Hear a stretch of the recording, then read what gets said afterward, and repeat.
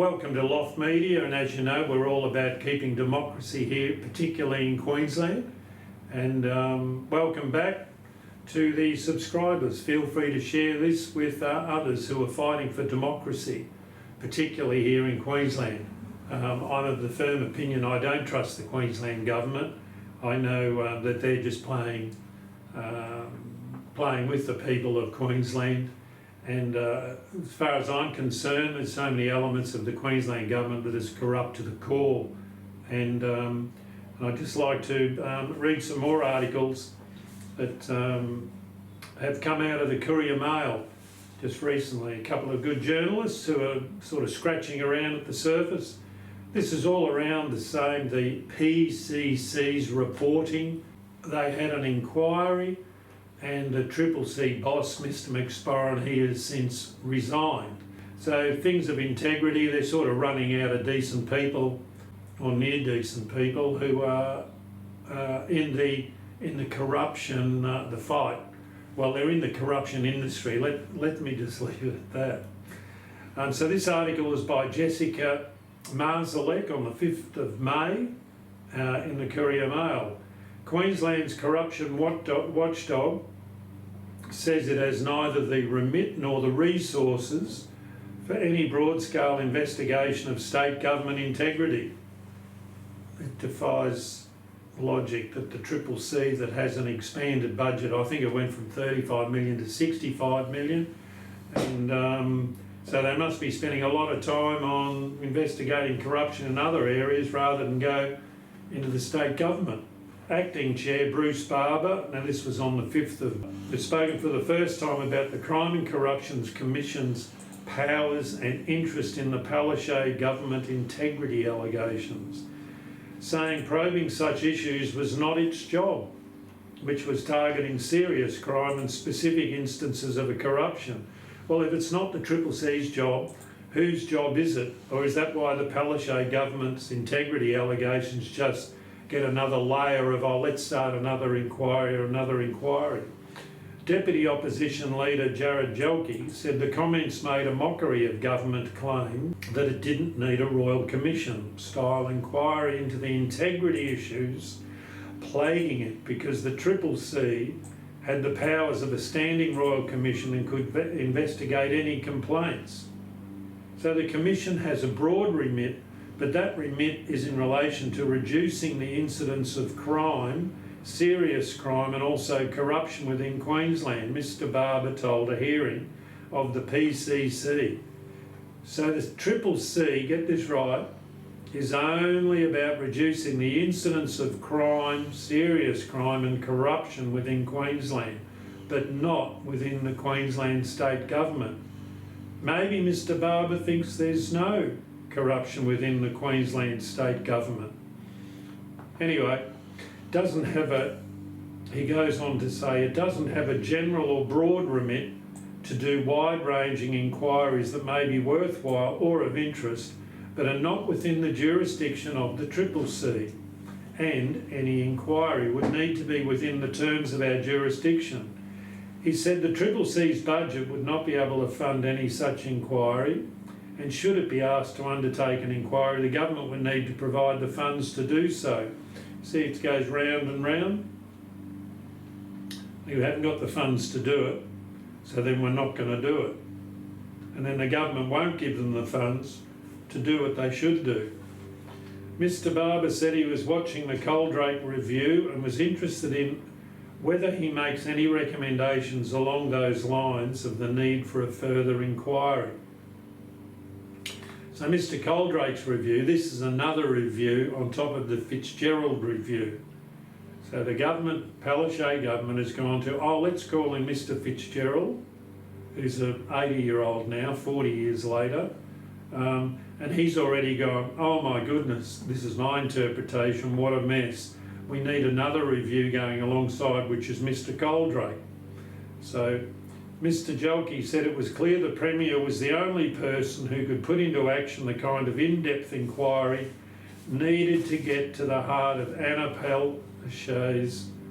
of the systemic integrity issues. Anastasia Palaszczuk's excuse that the Crime and Corruption Commission is a standing royal commission is dead in the water, he said. I mean, these throwaway lines by the Premier and never once really tackling the lack of integrity that is rife throughout her government. No wonder democracy is suffering, not just in this state, right around Australia, but particularly with the what I call the red raggers states. Meanwhile, the CCC has finished its probe into the laptop saga involving the Public Servants Commission's raid on the office of the Integrity Commissioner, Nicola Stepanov, but it will not be published for several weeks. Right, so just a little bit of a lead on the laptop saga. Watch this space.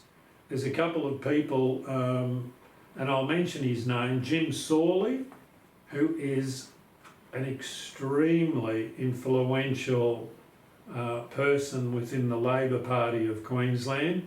And another one to keep an eye on is Greg Hallam, who's the former LGAQ president. These people know lots more, and I think as the Triple C begins to probe, if they ever do, we're going to find lots more mess. Mr. Barber also revealed there was a second matter related to alleged bullying in relation to connected matters being undertaken by the PSC, that's the Public Service Commission, but did not give details. He confirmed Dr. Stepanov was not the subject of these allegations or any of its investigations. So it's interesting. So her computer, she's in charge of integrity, it gets raided, someone told some authority, go and get her computer, and then they erase information on it. Now, that to me is a crime in any state. Erasing public information. These people are on the public payroll.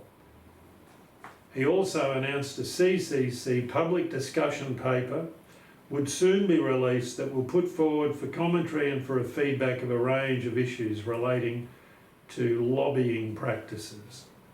And in Queensland there are so many lobbyists, and I'll give you a bit of a forerunner. There's that many people lobbying in Queensland that end up with jobs in the Queensland government. It's more than just lobbying, it's an entree into jobs for life. If you want to do a bit of research, look up Mike Kaiser. Mike Kaiser. He was a guy way back in the 90s who branch stacked and got sacked as a Member of Parliament within Queensland. And that's when there used to be a bit of integrity, may I say. But 20 years later now, he's back. He's now the DG for the local government department, which is, he's in charge. He's the Director General of the local governments of Queensland. Somehow he's got the expertise to be the DG. The DG has quite a few people who have been of the local government department, as also Frankie Carroll was the DG back when I was mayor. And Frankie Carroll, well, he then moved from that to under Treasury, and then, he moved sideways, worked for a Labor lawyer's outfit, bit of a disruption there, and then under Treasury of Queensland government, and then all of a sudden he's out of there and he's down in Victoria now in the other dictator Dan state, in charge of the rail loop in Victoria. So these guys, I mean, they just keep rolling around on all the big money. And it all comes back to money. And if we ever get to the bottom of the integrity within Queensland, it all comes back to money. And wait until the analysis of this COVID mandates and the industry that created, and the huge amounts of money that has been toyed with within government circles, you're going to see corruption that is destroying the democracy that we have. So that's one that was done by Jessica Marsalek. And then there's another one here done by Jack Mackay and Damani Cameron. Ex-minister in call for the inquiry. Bombshell report skims the surface of rot, says Joanne Miller. So Joanne Miller was the Labor Party member for Ipswich who knew of all the corruption that was going on, kept blowing the whistle all the time in Parliament, particularly about the Ipswich Council and the goings on there. Anyway, she since is no longer an MP. She resigned. A former Labor minister has called on Queensland's corruption watchdog to use its powers to hold an inquiry into the integrity woes within the State Hayes government. Joanne Miller, who served in Premier Anastasia Palaszczuk's cabinet, she was the police minister, and when she got booted sideways out of that, believes Professor Coldrake's interim report handed down last week only skimmed the surface of some of the rot that's going on. The 2-decade veteran of Queensland politics and former police minister also has spoken of fear within the public service. Joanne doesn't mind speaking straight. There are so many public servants that are fearful of speaking up. It's a bit like the mandate. So many people took the jab because they had to keep their jobs. This is the sort of anti-democracy theme that's being that's just waving through from these, particularly the red states, the China-friendly red states. They're all in the same colour. Ms Miller said she believed the Coldrake review would be a starting point and argued public servants needed the legal protections of a commission of inquiry to tell it the way it is. See, in Queensland, if you're a whistleblower, there is no protection. And I'll say that again. If you're in Queensland, you're a whistleblower, there is no protection. That's why people don't speak up. The CCC has the powers of a commission of inquiry, she said. I'd like to see the CCC conduct such an inquiry because they need to get to the bottom of what's going on. We have an interim chair of the CCC. Perhaps he could take it on board, but the fear within the public service is real. I talk to public servants every day of the week. I don't talk to public servants every day of the week, but I talk to public servants very often, and it's the same. They're too scared to speak up. Mrs Miller said she hoped Professor Coldrake would make really meaty recommendations that would pave the way for public servants to be granted protections. She suggested a commission of inquiry would help protect the careers of public servants who chose to open up about their experiences. And also, they have to have the trust in the system. Mrs Miller said, a lot of public servants don't have the trust in the system at this point in time to tell their stories. Her remarks came as Ms Palaszczuk refused to comment on the Courier Mail's report that soaring numbers of public servants have been making public interest disclosures to report wrongdoing. Oh, Ms Palaszczuk's just too busy. I'm just dealing with the Olympics today. Happy to answer any further questions tomorrow, she said at a press conference. Well, she didn't answer the questions the next day. Ms Palaszczuk is expected to face questions about her government's integrity on Thursday, following the release of Professor Coldrake's interim report, which her office said she had read. The interim report noted a frequent concern raised. This is an interim report that Mr Coldrake has put out, interim, not final, was that perceived overreach of ministerial staff during an erosion of the important division between the protective instinct of staffers and public servants' obligations of impartiality. For your own knowledge, when a person joins the public service, they are supposed to be apolitical. Now, that's a joke here in Queensland. You've got to be on the red side and do as you're told by the ministers if you want to have a job, and I say a very highly paid job. It's not apolitical, so you're not giving out the best advice from your unbiased position. The report has involved 60 interviews and 200 submissions so far. For your own knowledge, I have done submissions, and a few other people who know really what's going on have also done submissions, both to Fitzgerald and to Mr. Coldrake. So we wait to hear back. Ms. Palaszczuk has previously described the CCC as a standing royal commission. Well, you've just heard where the CCC boss says it's not, because it doesn't have the financial funding. Opposition leader David Crisafulli had made repeated calls for a royal commission into integrity. It's the only thing that will solve or bring to light, and you'll watch all the ministers of the Queensland government run around like cockroaches then when that starts scratching the surface. And I believe at some stage in the future it will come. Now, I'd just like to touch on the federal election that's coming up, and there are some great people in the federal side of politics who have guts and who stand on their dig. And I'm saying, vote for the person, not the party. It's a well-coined phrase. So look through who you know is a decent person, a person of integrity, a person that does have values, and I'm suggesting you vote for them. Now, on the green sheet, you've got to do one to whatever, or fill in every square. And I'm suggesting that you particularly put the Greens and Labor last. I mean, they're both the same.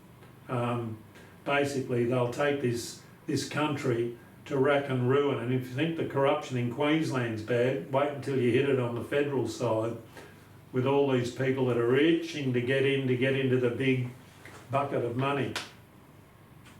So I'm saying vote for the person, not the party. Then in the Senate, also vote below the line, I'm suggesting, and look and spend time on the people who are standing for the Senate, because the Senate is hopefully, it's the brainier lot of people who understand where legislation and the intersection of all sorts of regulations and rules and things all work. But if we've got a Senate that can push the pause button on some of the actions of the lower house, that to me will be a fine result. So in the Senate, I'm saying vote under the line. You need to vote for 12 people, so you need to do a 1 to 12. The people that I'm looking forward to being in the Senate is people who will speak up, speak the truth, ask the hard questions, and I won't say who I'm voting for in the Senate, but if you get the gist of the people who are not scared to speak up and who are also calling out the gutless ones who are just shining their pants. So I'm saying, look at these parties, look at these freedom parties, look at some of these independent people. There's some quality people in there who are really standing for the good of Australia. The major parties, there are people, particularly in the LNP, that I know that do stand for truth, integrity and values, but they are a minority. And as the LNP drifts more to where Labor is, that does concern me, because we're talking of democracy. The minimum amount of research, you begin to look and you see this one world order or world government, they have some bad plans for taking away the sovereignty of our nation. And we are a separate nation. we shouldn't be receiving our instructions from them, and this COVID practice was just a taste of what is to come. So I'm saying vote for people that'll stand up in the Senate and vote for the person, not the party. And some of the parties that are in the Senate, you can just put a line through them. They're wackos, you know, and one of them's called the Reason Party, which used to be called the Sex Party. I mean, these people, they're one-party issues. Put the line through them, but for people who stand up and don't mind creating waves, vote for them, is my recommendation. So just don't follow what the handout says. For the Senate, pick 12 decent people and plonk them in, 1 to 12 in the Senate. Now, one of the issues, this fella I really do enjoy is Senator Alex Antic. He's a senator for South Australia, doesn't mind asking the hard questions, and he fired a question at a Senate estimates meeting, which was all about this gender equality rubbish. And he asked the question of the public servants, can someone provide me with a definition of what a woman is? Now, can you believe the public servants, these people on $300,000, $400,000, $500,000, $700,000, paused and looked at each other, and the big chief, Mr. Murphy, says, I think there are a variety of definitions, and I think this is, Murphy said, Mr. Antic just said, can I just have a simple one? Mr. Murphy, perhaps to give a more fulsome answer, we should take that on notice. These are the chief bureaucrats on hundreds of thousands of dollars, and they don't know what a woman is. I mean, seriously? We're paying these people a fortune, and they're too scared to say what a woman is. A 3-year-old knows what a woman is. A baby knows what a woman is. But our amazingly intelligent bureaucrats, they don't know. He went on to say, no, it's a very contested space at the moment, Senator. Oh, righto. So it's not just a woman who was born a woman, said Senator Antic. And Mr. Murphy goes, there are definitions in terms of how people identify themselves. Mr. Antic said, this is hilarious. Oh, so Mr. Murphy, we're happy to provide our working definition on notice.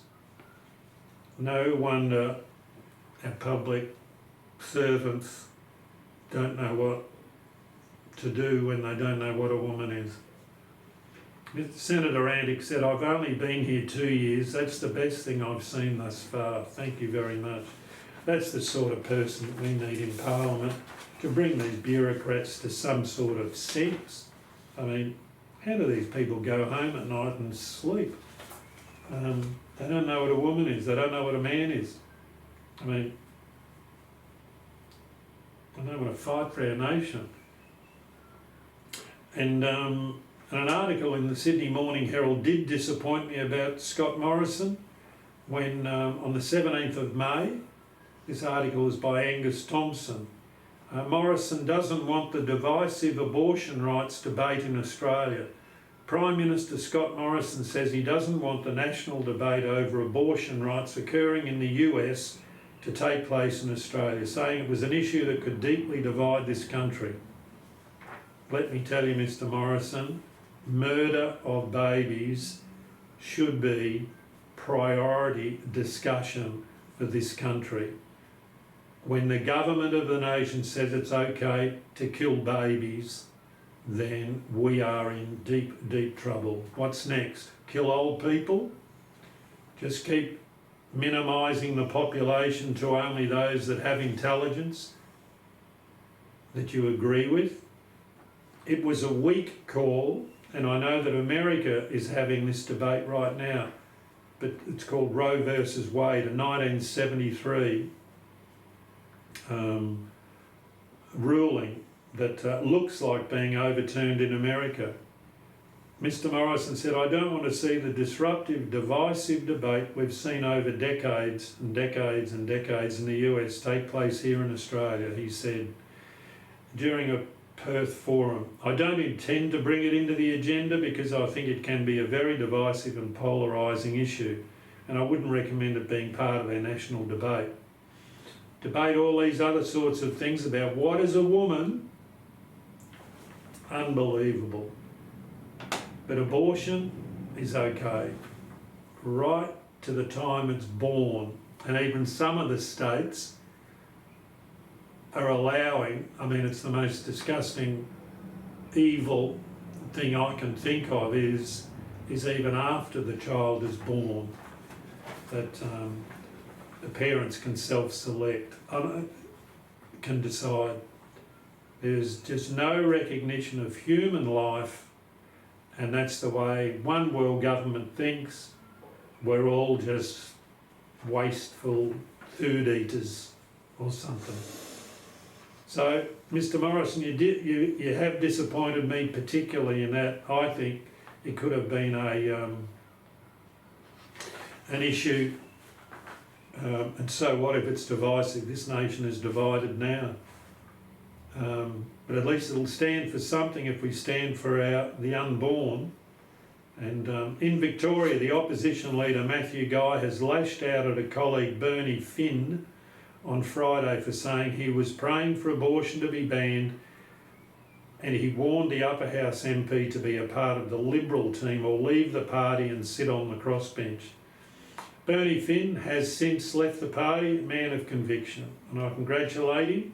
And these are the sorts of people that we need, people of conviction, not these wishy-washy, gender agreeing, you can be whatever you like, all sorts of stuff, which is just destroying our country and making young kids even nuts in the head, starting to think all these things. I mean, so this election is most important. And I think confirms for me, vote for people that have values and integrity, and spend a bit of time on research, make your vote count. So until next time, thanks very much for following this. We will continue in the fight for democracy, particularly in Queensland, as time rolls on, and we'll keep you up to date with CCC, PCC, integrity here in Queensland. Thank you.